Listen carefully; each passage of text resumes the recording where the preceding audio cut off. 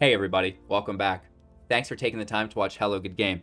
Today we're looking at Vorinclex Monstrous Raider, why I think it may be one of the most broken cards we've seen spoiled so far in Kaldheim. Let's get into it.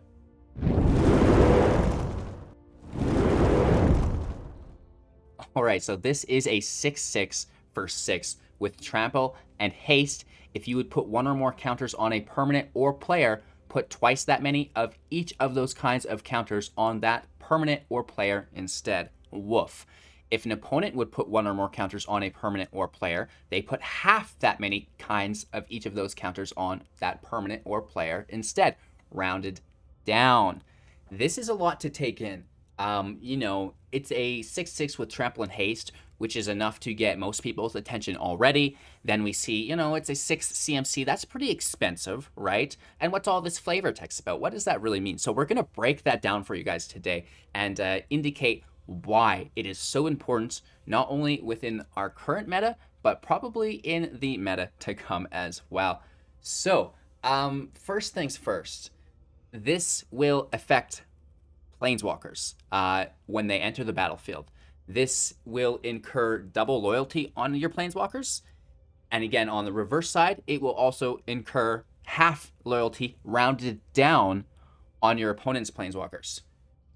Let's say, for the sake of theory, we play a turn 4 Henge. We know that we can get this done with Brushfire Elemental. We can get this done with Kazandu Mammoth. We can get it done with Lovestruck Beast, even Relic Golem if we want to be saucy, right? And that's just in standard. We're not even breaking down historic and modern, all of that jazz, right? And, it's possible for a turn 3 Henge just in our historic pool. So, it could get really crazy. And we see the 6 CMC as being a problem, but we've had so much ramp added to the game as of late that it's not really a problem. So, back to the case at hand with Planeswalkers. We play an Ugin, typically entering with, 7 loyalty, and then it's got a +2 ability. Now we'll enter with 14 loyalty, because it enters with double those counters, and the +2 becomes a +4.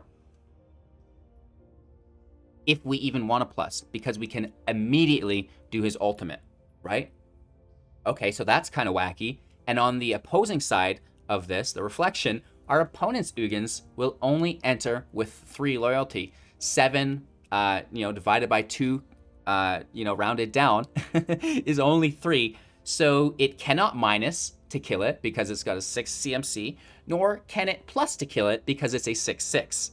So we may be seeing the death of Ugin, or maybe just the addition of Monstrous Raider, right? Because, it's hard to have your Ugin shut down and be worthless, but at the same time, it's hard to resist not playing an immediate ultimate Ugin, right? So that's really cool. As far as like cards that we may want to play with this, it goes great with Emerging Ultimatum because we can grab the Raider, 2 Planeswalkers.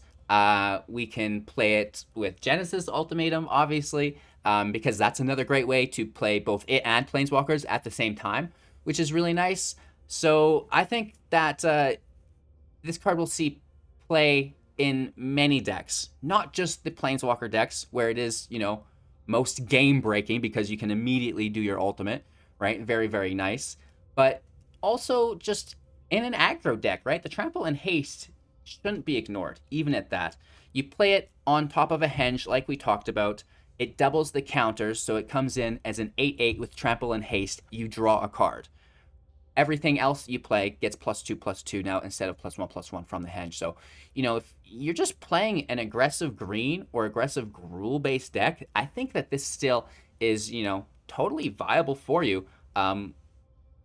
Looking at some things like the Scavenging Ooze goes quite well with it. Selesnya Counters goes quite well with it. Anything that really is utilizing those counters. So that's just what we know of now. Never mind what's to come, right? We've seen the introduction of some of these new Planeswalkers, which are really cool. We're going to break those down as well in future videos. But, we are coming from a Planeswalker-rich environment, Sarkhan, making all of your Planeswalkers dragons. That becomes, an almost immediate play here, which is really cool. So I think the Monstrous Raider is not only going to have massive impacts within Standard, but also, being played in Commander, being played, obviously, probably in Modern, which this may be a reprint, as far as I know. I'm not sure. I'm not that educated into the Modern environment, but, it's going to be around in Arena. I know this much. At first glance, I kind of underestimated the card until I really dove into the rulings of everything. And, it's just too much power. Yes, it does die to removal. That is for certain. Which is why it has haste and trample, right? So it still gets some damage in. And then, if we're really looking to get the most out of it, we're playing it with a Planeswalker simultaneously, right? And then we can immediately utilize that Planeswalker to gain control of the game from there. So, Vorinclex, Monstrous Raider, I think is going to be a card that we'll see a lot of. Let me know what you guys think in the comments below, and we'll see you soon in the next card preview.